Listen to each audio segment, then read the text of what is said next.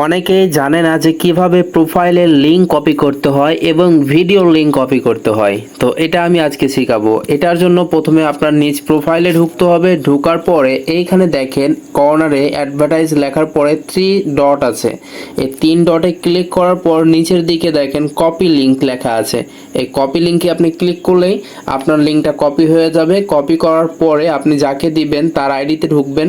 ঢোকার পরে এই মেসেজ অপশানে যাওয়ার পরে এখানে চাপ দিয়ে ধরলে পেস্ট অপশান আসবে, মানে এইখানে একটি চাপ দিয়ে ধরতে হবে।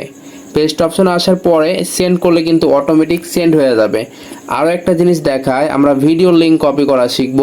এটার জন্য আমরা যে ভিডিওটি কপি করব, আমি রিলসে গেলাম, যাওয়ার পরে এইখানে দেখুন আমি যদি এই ভিডিওটা কপি করি, ভিডিওটা ওপেন করার পরে ভিডিওটা আমরা অফ করে দিব।